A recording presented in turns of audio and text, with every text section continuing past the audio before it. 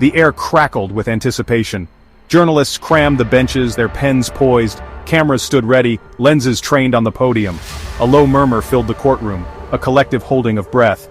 This wasn't just another day in Washington, D.C., something significant was brewing. The weight of the moment pressed down on everyone present. Everyone knew this case, this announcement had the potential to shake the very foundations of American power. The crowd stirred as Pam Bondi, the former Florida Attorney General, entered the room. Her expression was resolute, her eyes sharp with purpose. She moved with the confidence of a woman on a mission.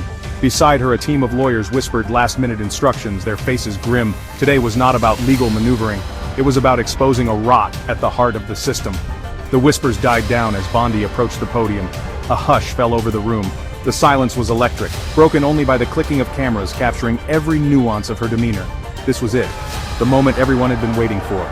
Bondi's gaze swept over the assembled crowd, meeting the eyes of reporters hungry for a story. A flicker of a smile touched her lips, but it didn't reach her eyes. This wasn't a game to her. This was about justice. She adjusted the microphone, her fingers lingering for a moment, savoring the weight of the truth she was about to unleash. For months, my team has been investigating a deeply disturbing case of corruption, Bondi began, her voice clear and steady. We have uncovered a pattern of abuse of power, obstruction of justice, and a calculated effort to shield the guilty. Each word landed like a hammer blow, reverberating through the stunned silence. She held up a file, its contents hidden from view. This file, she continued, her voice hardening, contains evidence of a conspiracy that reaches the highest levels of government.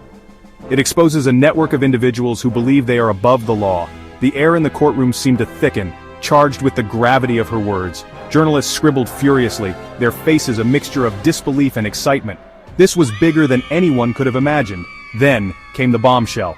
Today, Bondi announced, her voice ringing with authority, I am issuing a federal warrant for the arrest of Representative Alexandria Ocasio-Cortez on charges of obstruction of federal immigration enforcement.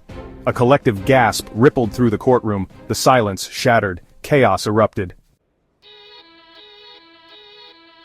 The courtroom buzzed with a frantic energy as Bondi laid out her case. She spoke of a system rigged to protect the powerful, of justice perverted by political agendas. At the center of it all was Judge Boasberg, a man whose reputation for fairness had been carefully cultivated over decades. Bondi methodically dismantled that facade piece by piece.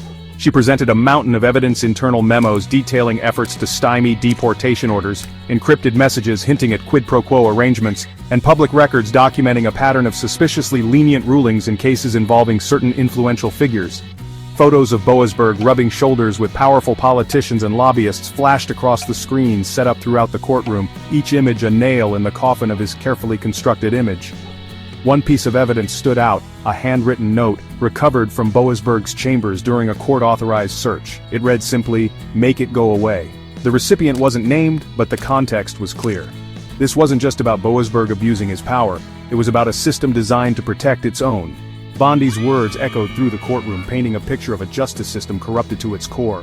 This wasn't just about one judge or one politician, this was about a system that had lost its way. Thousands of miles away, in the sunny tranquility of Fresno, California, Alexandria, Ocasio-Cortez's phone buzzed with the news that would turn her world upside down. The weight of the notification, the sheer magnitude of the accusation, slammed into her like a physical blow. Obstruction of justice, a federal warrant? It felt surreal, a scene ripped from a political thriller, not her life. Her initial reaction was disbelief. This had to be a mistake, a misunderstanding. She had dedicated her life to fighting for her constituents, to holding the powerful accountable. How could she be accused of such a thing? But as the reality of the situation sank in, a wave of nausea washed over her. This was serious. This was her life, her career hanging in the balance. The political implications were staggering. Her enemies, those who had long sought to silence her, would seize on this with glee. The accusations, whether true or not, would be weaponized against her, used to discredit her work and undermine her message. Section 5. Whispers from within the DOJ. As the shockwaves from Bondi's announcement reverberated across the nation, a trickle of information began to emerge from the Department of Justice. These weren't official statements carefully crafted by press secretaries and legal teams. These were whispers, leaks from sources inside the DOJ, people disturbed by what they were witnessing. Encrypted messages, passed through secure channels, hinted at a concerted effort to bury the Boasberg case. Emails, their contents redacted but their intent clear, spoke of pressure from the top to make the investigation disappear. One anonymous source, speaking on condition of absolute anonymity, put it bluntly, "They're trying to send a message." The picture that emerged was one of a cover-up, a desperate attempt to shield Boasberg and those he served from scrutiny. Who were these powerful figures pulling the strings? What were they so afraid of? The leaks, while fragmentary, added another layer of intrigue to an already explosive situation. The stench of corruption was growing stronger. Section 6. A nation reacts in real time. The news cycle went into overdrive.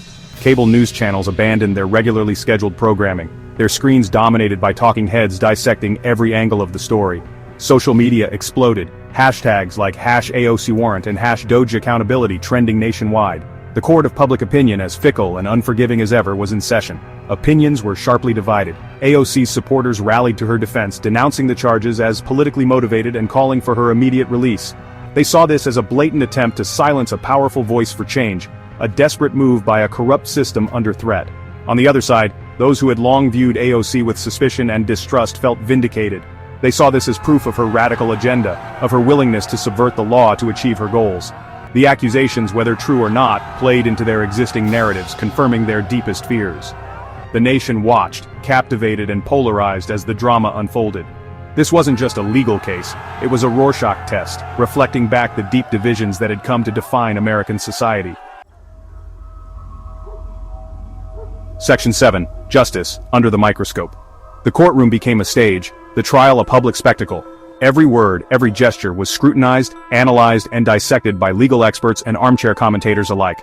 The justice system, usually shrouded in legalese and procedural obscurity, was thrust into the harsh glare of the spotlight.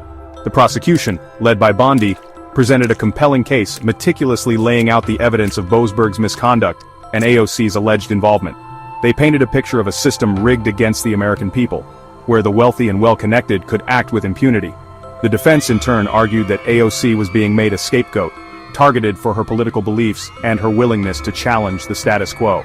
They portrayed her as a champion of the people, a fearless advocate for justice who was being punished for speaking truth to power. The jury, tasked with sifting through the evidence and rendering a verdict, faced an unenviable task. Theirs was a weighty responsibility, one that would have far-reaching implications not only for the individuals involved, but for the very notion of justice in America. Section 8. Bondi's call for accountability. As the trial drew to a close, Pam Bondi stood before the jury, her demeanor calm but her voice filled with a quiet intensity. She spoke of the oath she had taken as a lawyer, her commitment to upholding the law without fear or favor. She reminded the jury that no one, not even elected officials, were above the law. "This case is not about politics," Bondi declared, her gaze sweeping over the jurors. "It's about accountability. It's about ensuring that everyone, regardless of their power or position, is held responsible for their actions." Her words resonated with a deep conviction, a belief that the justice system, despite its flaws, could still deliver a just outcome. She concluded her closing argument with a call to action, urging the jury to send a message that corruption would not be tolerated, that those who abused their power would be held to account. "The future of our democracy depends on it," she declared, her voice echoing through the silent courtroom. Section 9. The echoes of a bombshell. The verdict, when it finally came, would have profound consequences not just for Pam Bondi and Alexandria Ocasio-Cortez, but for the nation as a whole. It would shape the political landscape, fuel countless news cycles, and ignite passionate debates about justice, accountability, and the very soul of America. The courtroom had become a crucible, a place where the fault lines of a deeply divided nation were laid bare. The case, with its intricate web of allegations, leaks, and political maneuvering, had captivated the nation's attention, exposing the fragility of trust in institutions and the deep-seated anxieties that plagued American society. Whatever the verdict, one thing was certain: the echoes of this bombshell announcement would reverberate for years to come.